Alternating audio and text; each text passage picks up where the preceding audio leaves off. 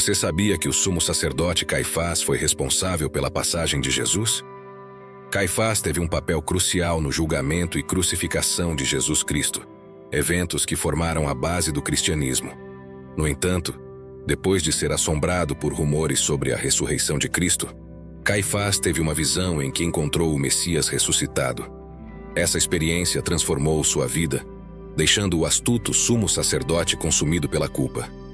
O que exatamente ele viu e ouviu nessa visão? Junte-se a nós enquanto retornamos a Jerusalém para explorar os 2 testemunhos de Caifás sobre Jesus de Nazaré. Caifás, que era sumo sacerdote em um período turbulento da história judaica, fazia parte do influente partido saduceu, que detinha poder tanto religioso quanto político. Quando Jesus começou a realizar milagres e atrair grandes multidões, Caifás se preocupou. Muitos acreditavam que Jesus era o Messias, e Caifás temia que a popularidade de Jesus pudesse provocar os romanos e ameaçar sua própria posição de autoridade.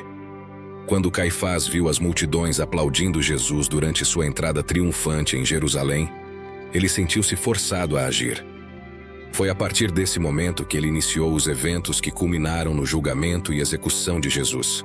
Durante o reinado do rei Herodes e sob o domínio romano, o sumo sacerdócio era dominado por um pequeno grupo de famílias ricas do partido saduceu. Essas famílias colaboravam estreitamente com os romanos, que preferiam lidar com os assuntos judaicos através delas. Em troca, os sacerdotes obtinham poder, status e riqueza. O sumo sacerdote estava no topo dessa elite religiosa judaica. Nomeado pelo governador romano, ele era responsável por manter a ordem em Jerusalém e assegurar a estabilidade da fé judaica. Qualquer desafio a esse sistema estabelecido colocava em risco sua própria posição e privilégios. Jesus de Nazaré entrou nesse cenário religioso e político carregado. Ele era um pregador que anunciava a iminente chegada do reino de Deus e atraiu muitos seguidores entre os judeus comuns. Seus ensinamentos desconfortaram as autoridades.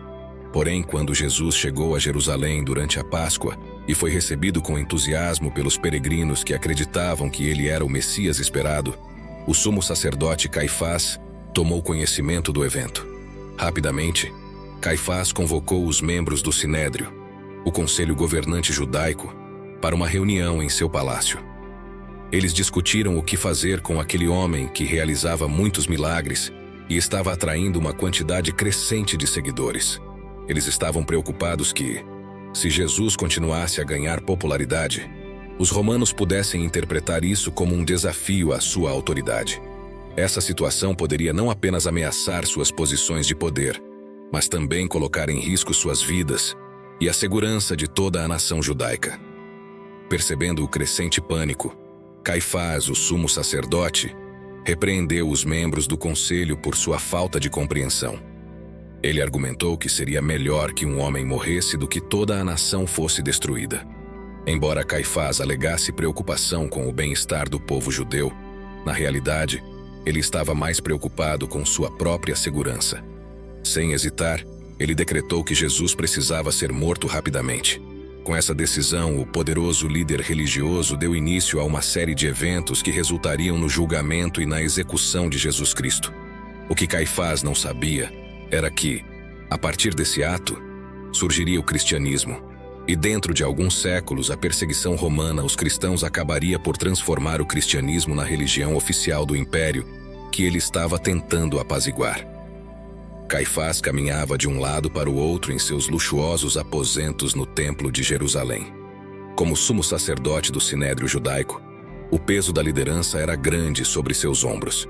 Ele podia ouvir a agitação que subia das ruas abaixo de suas janelas, com vozes furiosas e pés correndo de um lado para o outro.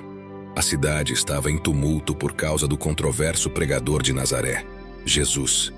Enquanto alguns acreditavam que ele era o Messias prometido, outros o viam como um agitador que ameaçava desestabilizar a ordem social. Caifás temia que as provocações de Jesus poderiam atrair a fúria de Roma sobre a Judéia. No dia anterior, ele recebeu uma convocação urgente para comparecer diante de Pôncio Pilatos e explicar suas ações contra o autoproclamado Rei dos Judeus. Esfregando a testa marcada pelo tempo, Caifás recordou o dia em que encontrou o filho do carpinteiro da Galileia, 3 anos antes. Disfarçado, ele havia ido ouvir Jesus pregar perto do mar da Galileia e ficou surpreso com a sabedoria do jovem. No entanto, também percebeu a perigosa força de sua mensagem. Quando Jesus curou os doentes e coxos diante de seus olhos, Caifás começou a se perguntar se ele poderia realmente ser o Messias. Ao retornar a Jerusalém, Caifás iniciou uma investigação secreta sobre o passado de Jesus e surgiram muitos problemas. Testemunhas, tanto seguidores quanto críticos, relataram que Jesus violava os costumes sagrados judaicos. Ele se associava a pecadores como cobradores de impostos e prostitutas, não respeitava o sábado e parecia desconsiderar as leis de pureza ritual.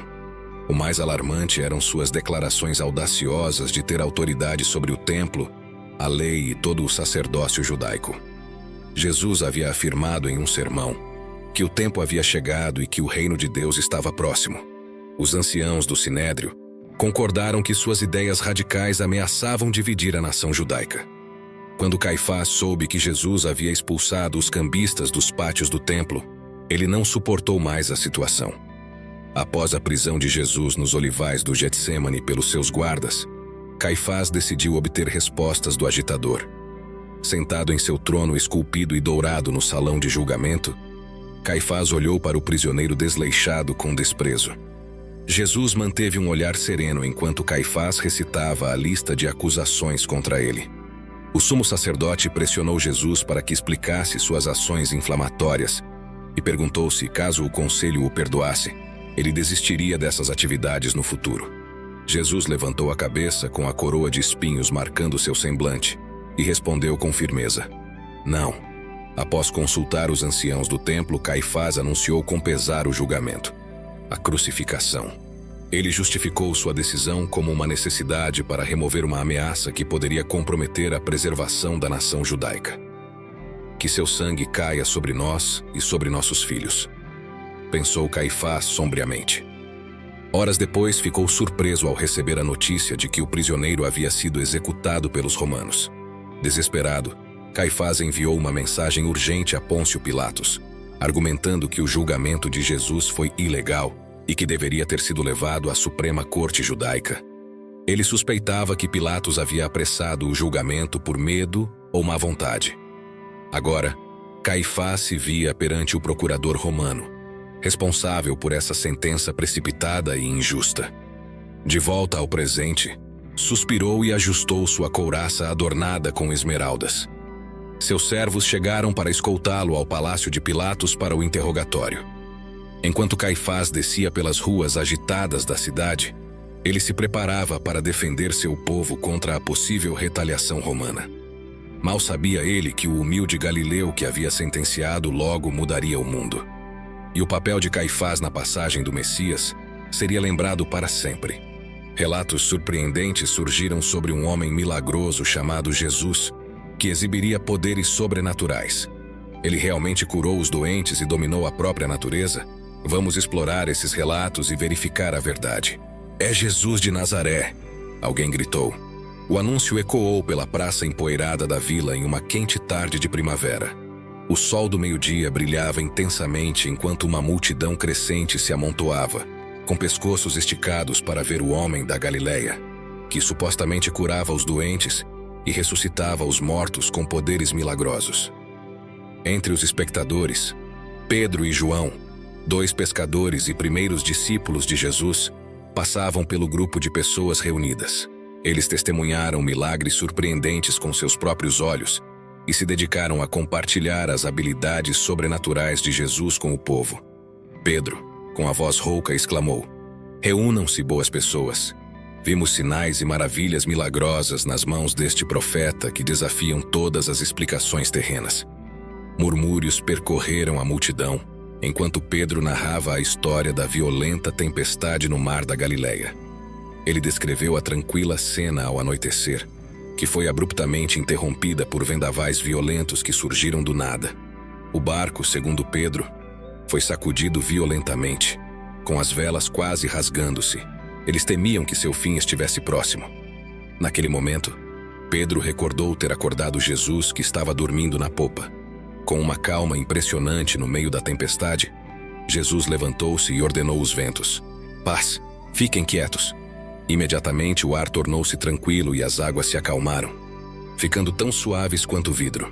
A multidão ficou estupefata e começou a sussurrar, impressionada com a história. Esse homem realmente tinha poder sobre os elementos da natureza? João levantou a mão pedindo silêncio e compartilhou sua própria experiência incrível. Ele relatou uma ocasião em que Jesus demonstrou seu domínio sobre as leis da natureza. Enquanto caminhava ao longo da margem norte da Galileia, Jesus de repente abandonou o caminho e começou a caminhar sobre a água como se fosse terra sólida. Os discípulos observaram, perplexos, enquanto Jesus desafiava a física e atravessava a superfície das ondas agitadas.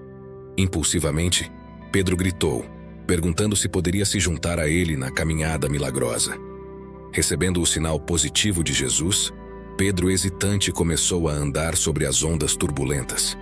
Mas após apenas alguns passos, o medo tomou conta de Pedro e ele afundou nas águas. Jesus rapidamente agarrou sua mão, estabilizando-o instantaneamente. Oh, homem de pouca fé! Jesus o repreendeu gentilmente enquanto os dois retornavam através da tumultuada superfície da água, desafiando todas as leis físicas conhecidas. Enquanto isso, a multidão cativada começou a se agitar e um grito ressoou por cima das cabeças: "Abram caminho! Abram caminho!" A multidão se afastou para revelar um grupo de 4 homens carregando um paralítico em uma cama. Os amigos do inválido imploraram a Jesus de Nazaré, pedindo-lhe que tivesse misericórdia de seu amigo. Eles colocaram a maca diante de Jesus e rogaram pela cura. Jesus olhou para o homem debilitado por um longo momento antes de declarar com firmeza: "Seus pecados estão perdoados." Os líderes religiosos ao redor da multidão murmuraram em choque, alguns exclamando com raiva que era pura blasfêmia. Eles acreditavam que apenas Deus poderia perdoar pecados. No entanto, Jesus permaneceu calmo e se voltou para os sacerdotes e estudiosos irritados. Para demonstrar sua autoridade de perdoar pecados, Jesus indicou o homem paralítico, que parecia surpreso, e disse: "Levante-se, pegue sua maca e ande." A multidão ficou atônita quando o paralítico se levantou lentamente e começou a andar com confiança. Todos ficaram espantados ao ver o homem movendo-se com força e velocidade. Suas pernas estavam completamente curadas. "Graças a Deus, estou curado!" exclamou o homem com alegria. A multidão aplaudiu fervorosamente enquanto se aglomerava ao redor de Jesus, ansiosa para ver mais milagres. Pedro e João responderam às perguntas da multidão maravilhada, que percebeu algo extraordinário. Ninguém comum poderia realizar tais feitos. Eles reconheceram que Jesus não era apenas um mestre comum da Galileia, mas ainda não compreendiam completamente a extensão de seu poder. Havia ainda coisas mais impressionantes por vir, que estavam além da imaginação deles. Rumores começaram a se espalhar de que Jesus de Nazaré havia conquistado o próprio túmulo. O profeta crucificado realmente havia derrotado a morte e ressuscitado. Fique atento. Caifás, o sumo sacerdote do sinédrio judeu, caminhava ansioso em seu quarto ao amanhecer, 3 dias após Jesus ter expirado na cruz romana. Rumores afirmavam que o pregador crucificado havia ressuscitado dos mortos, e Caifás estava determinado a refutar essas alegações escandalosas. Quando Malchus, o capitão da guarda do templo, chegou, seu rosto estava pálido de choque. "Os soldados insistem que o túmulo está vazio", gaguejou Malchus. "Dizem que anjos desceram em brilho ofuscante e rolaram a pedra." Caifás, com dedos trêmulos, apertou suas vestes adornadas com esmeraldas. Jesus poderia realmente ter superado sobrenaturalmente a própria morte? Precisando de mais informações, Caifás enviou mensageiros para localizar 2 antigos discípulos chamados João e Pedro. Os discípulos foram encontrados fervorosamente contando a qualquer um que quisesse ouvir que haviam visto Jesus vivo novamente, fora de seu sepulcro. Inicialmente, os seguidores amorosos não reconheceram Jesus até que ele lhes mostrou suas feridas de crucificação. O Messias ressuscitado então partiu o pão e confortou ternamente seus discípulos antes de desaparecer novamente. Quando João e Pedro estiveram diante de Caifás e relataram sua experiência, O sumo sacerdote ficou surpreso com a transformação evidente neles. Há apenas alguns dias, esses homens estavam aterrorizados após a prisão de Jesus. Agora, porém, irradiavam coragem e alegria, completamente convencidos da vitória de Cristo sobre a morte. João explicou que até mesmo os inimigos de Jesus haviam confirmado que o túmulo estava vazio naquela manhã de domingo, com as mortalhas cuidadosamente dobradas dentro. Pedro e João insistiram que mais de 500 discípulos haviam visto Jesus ressuscitado. A notícia eletrizou Jerusalém. O Messias realmente poderia ter conquistado a morte? Caifás tentava processar esse relato impressionante da melhor maneira possível, mas sua mente atordoada lutava para compreender. Claramente, algo inexplicável havia ocorrido, além da capacidade humana de entender. Por mais que tentasse encontrar uma explicação lógica, ele não conseguia escapar das implicações. À medida que a notícia da ressurreição de Jesus se espalhava, muitos céticos se convertiam imediatamente. Até mesmo Tiago, irmão de sangue de Jesus, que antes duvidava, viu Cristo vivo e o proclamou como Mestre e Senhor. A mudança em Jerusalém foi tão repentina que deixou Caifás sem fôlego. Durante sua vida, Jesus havia atraído multidões com seus ensinamentos e milagres. Mas agora, com a aparente vitória sobre a morte, os cidadãos judeus se afastavam diariamente dos líderes religiosos e juravam lealdade ao Mestre. Este Messias que voltou dos mortos parecia ser o tão esperado Salvador de Israel. João Batista, o eremita do deserto, havia anunciado que alguém mais poderoso viria depois dele. Agora, Jesus de Nazaré, morto mas vivo, era realmente o prometido? Com um profundo pressentimento no coração, Caifás se isolou em seus aposentos. Horas depois, sua esposa o encontrou deitado imóvel no chão. Quando ela conseguiu reanimar Caifás, ele contou o que havia acontecido. Enquanto estudava várias profecias messiânicas, Caifás viu uma figura encapuzada aparecer de repente diante de sua mesa. Ele congelou em choque ao reconhecer instantaneamente aqueles olhos gentis, mas penetrantes. Jesus olhou tristemente para o sumo sacerdote e disse: "Não tenha medo de mim. Você me condenou para que eu pudesse ir livre. Isso foi ordenado por meu Pai para ser o último sacrifício pelos pecados de toda a humanidade." Devastado, Caifás caiu chorando aos pés de Jesus. Após ser ajudado por sua esposa, Caifás percebeu que Jesus ressuscitado havia desaparecido, embora a porta permanecesse trancada por dentro. Abalado até o âmago, Caifás se convenceu de que as histórias incríveis eram verdadeiras. Jesus havia ressuscitado dos mortos como prometido, o ungido de Deus predito nas Escrituras. Além disso, o Messias havia graciosamente perdoado seu próprio carrasco. Nas semanas seguintes, Jesus apareceu ressuscitado para muitos outros, dissipando todas as dúvidas. Finalmente, os discípulos de Cristo compreenderam que Deus havia estabelecido Jesus como cabeça sobre toda a criação, por meio de sua vitória sobre o pecado e a própria morte. O Messias ressuscitado havia derrotado os inimigos finais da humanidade, garantindo a salvação para as almas caídas. Antes de ascender ao céu, Jesus reuniu seus seguidores em uma encosta coberta de oliveiras. Os 11 discípulos fiéis adoraram seu amado Mestre uma última vez, enquanto ele os comissionava, dizendo: "Toda a autoridade me foi dada por meu Pai que está nos céus. Ide, portanto, e fazei discípulos de todas as nações, batizando-os e ensinando-os a obedecer a tudo o que vos tenho ordenado. E certamente eu estou convosco até o fim dos tempos." Pedro e João, antigos céticos que se tornaram discípulos devotados, compartilhavam vislumbres pessoais íntimos, provando que Jesus não era um mero homem, mas o Messias divino prometido. As multidões curiosas que buscavam Jesus haviam se dispersado da praça da vila quando um guarda do templo se aproximou de 2 discípulos pescadores que estavam ali, chamados Pedro e João.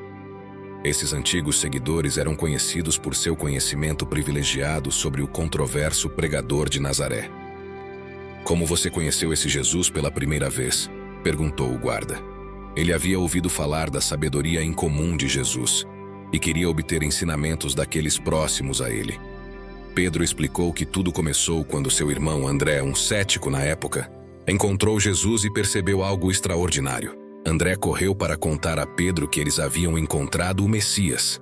Embora inicialmente duvidoso, Pedro concordou em conhecer Jesus pessoalmente. Esse encontro foi profundamente impactante, confessou Pedro. Ele viu uma bondade e pureza de espírito emanando de Jesus que o tocaram profundamente. E quando Jesus prometeu ensiná-los a pescar homens, Pedro experimentou um chamado transformador de Deus que não pôde ignorar. João acrescentou que também se sentiu irresistivelmente atraído por Jesus após um encontro inicial eletrizante.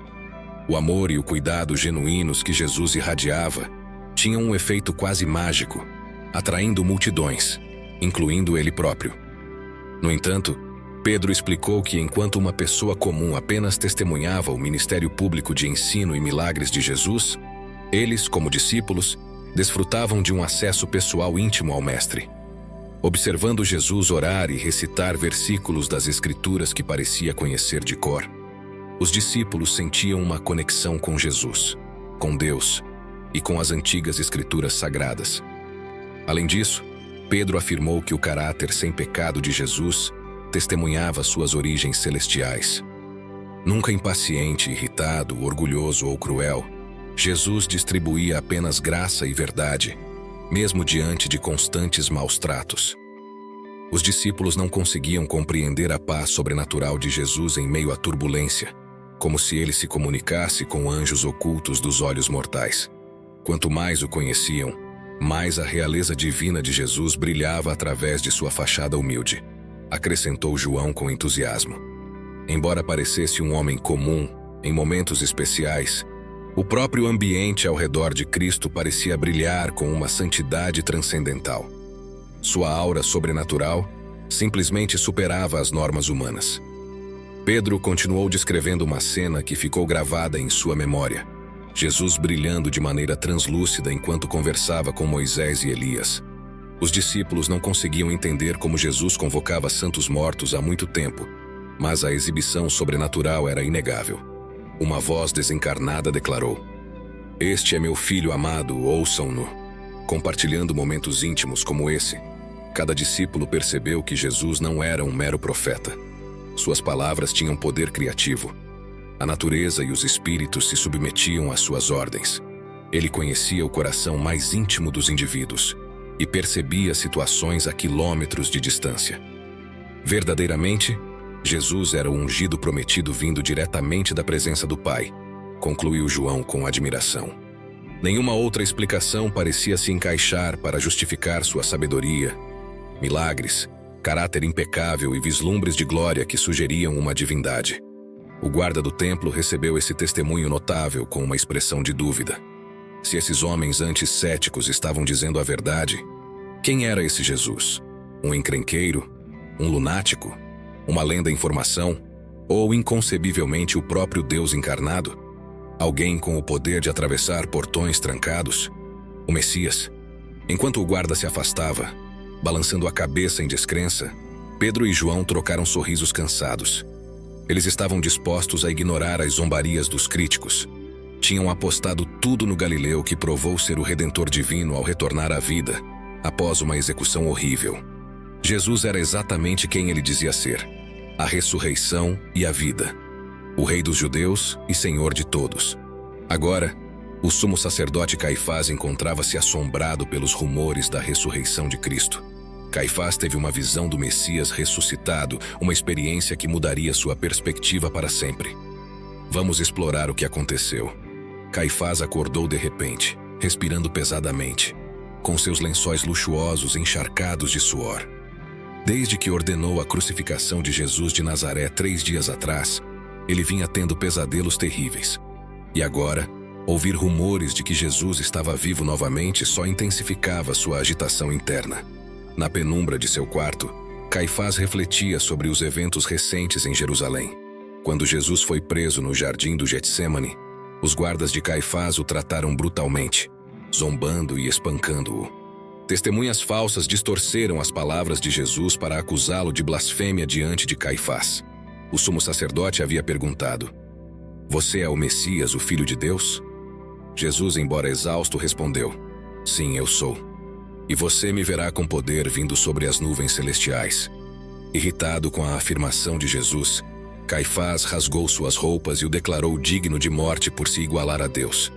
Após a aprovação do conselho judaico, ele entregou Jesus a Pôncio Pilatos, ordenando a crucificação do rei dos judeus. Nos dias seguintes, Caifás sentiu uma crescente escuridão em sua alma, enquanto ouvia relatos cada vez mais perturbadores. O céu havia escurecido ao meio-dia durante a crucificação de Jesus, e a cortina do templo rasgou-se em dois quando Jesus morreu. E apesar das precauções dos guardas, Jesus parecia ter saído vivo do túmulo. Como sumo sacerdote, ele tinha o dever de validar os candidatos messiânicos. No entanto, Caifás permitiu que a política e a inveja o cegassem para a verdade que Jesus representava. Agora, lidando com noites sem dormir, ele sentia um remorso esmagador por ter executado o tão esperado ungido. Tentando se acalmar, Caifás lavou o rosto com água e foi para seu escritório, onde examinava importantes profecias hebraicas. No entanto, as escrituras não aliviavam sua consciência perturbada. De repente, uma voz suave falou atrás dele. Você me condenou para que pudesse ficar livre. Caifás se virou abruptamente e ficou surpreso ao ver Jesus de Nazaré diante de sua mesa, cercado por um suave brilho de luz. Jesus olhou para ele com olhos gentis e disse suavemente: Isso foi planejado por meu Pai, para ser o sacrifício final pelos pecados de todos. Caifás, atônito e sem conseguir se mover, caiu de joelhos, chorando os pés de Jesus. Após o que pareceu uma eternidade, ele acordou com sua esposa Anas, sacudindo-o e perguntando o que havia de errado. Ainda abalado, Caifás contou a ela sobre sua experiência extraordinária. Verdadeiramente, este Jesus deve ser o Filho de Deus, ele sussurrou. A partir daquele momento, toda a compreensão espiritual de Caifás mudou. Nas semanas seguintes, Jesus apareceu vivo para muitos outros, dissipando todas as dúvidas. Até mesmo Tiago, o irmão cético de Jesus, o viu vivo e o reconheceu como Senhor. A crença no Messias ressuscitado se espalhou rapidamente por Jerusalém e áreas próximas.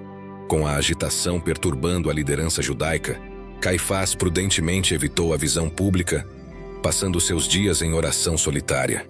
O peso esmagador do remorso por ter enviado Jesus para a cruz permanecia pesado em seus ombros. Quando a festa de Pentecostes chegou, 50 dias após a Páscoa, Caifás sabia que não poderia mais adiar sua decisão.